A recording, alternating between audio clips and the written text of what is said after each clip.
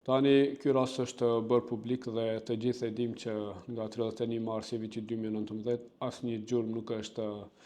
gjetur nga organet e ndjekjes lidhur me fatin e Mirjeta Zekës.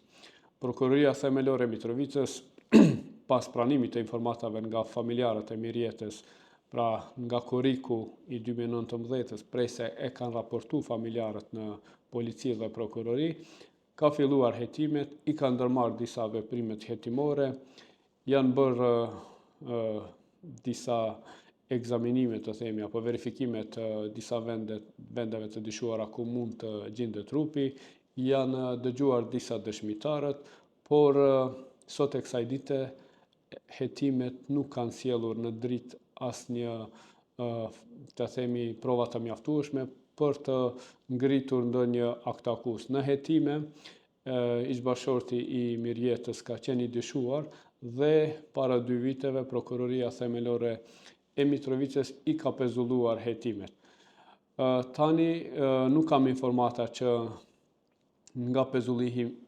pezullimi i hetimeve 2 vite më parë të është ndërmarrë ndonjë veprim hetimor.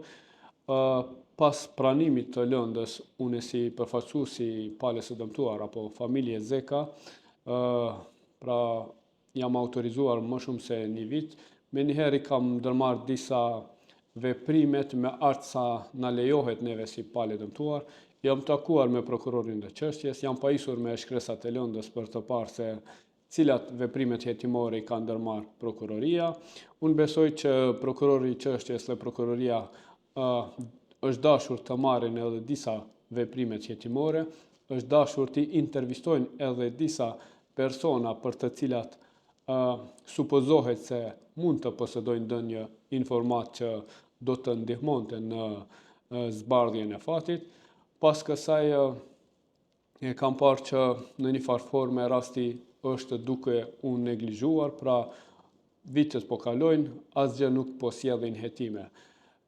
I kam bërë kërkesë prokurori speciale që të transferohet rasti në Prishtinë, kam marrë një përgjigje negative, pastaj kam bërë një kërkesë edhe ushtruesit të detyrës së kryeprokurorit të shtetit, që rasti të transferohet në prokurorinë speciale për arsye se ky rast është mjaft enigmatik dhe ka nevojë që të inkuadrohen prokurorët më të mirë të prokurorisë speciale, apo të krijohet një ekip i prokurorëve të cilët bashkërisht do të i hapin hetimet dhe do t'i vazhdojnë hetimet në mënyrë profesionale. Bashkëshorti i saj ka dhënë disa intervista në polici të themi, por në prokurori kur është tëftuar i njëjti me rekomandim të avokatit është mbrojtur me heshtje. Për fat keq unë nuk mundem me zbulu informatat apo pjesët e deklaratës të dhënë nga i dyshuari ish bashkëshorti i saj. Familjarët apo vëllezërit e motrës Mirjetës kanë dhënë disa deklarata dhe arsyet apo se çka kanë deklaruar apo informatat interesante për opinionin. Kështu që unë për shkak të profesionalizmit edhe mos ndikimit apo ndikimit negativ në hetime nuk mund të shpalosi informatat nga hetime, por sigurisht që për këtë çështje në rast se mundet prokurori i çështjes me nda disa informata për opinionin se cilat kanë qenë veprimet, se çka ka deklaruar, mendoj që është në kompetencë e prokurorisë që t'ju njofton me këto hollësit. Ne si palë dëmtuar tani, si përfaqësuesi i palës së dëmtuar, i kemi shtjerë të gjitha mjetet zyrtare, juridike përmes parashtresave dhe në prag të 6 vjetorit të zhdukjes jemi mobilizuar me organizatat dhe shoqata të ndryshme të shoqërisë civile. Kemi bërë një reagim publik të cilit janë bashkangjitur 10 organizata me një kërkesë të vetme, pra që rasti të mos neglizhohet, që rasti të transferohet në Prishtinë dhe që hetimet të vazhdojnë në mënyrë profesionale. Nga bisedat me familjarët, edhe nga to bisedat të cilat familjarë shpesh kur japin deklarata për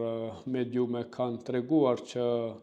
në atë kohë Mirjeta nuk ka pasur ndonjë ankesë konkrete për dhunë fizike, por e kanë vërejtur një sjellje jo të zakonshme. Pra, e njëjta nuk është e lejuar që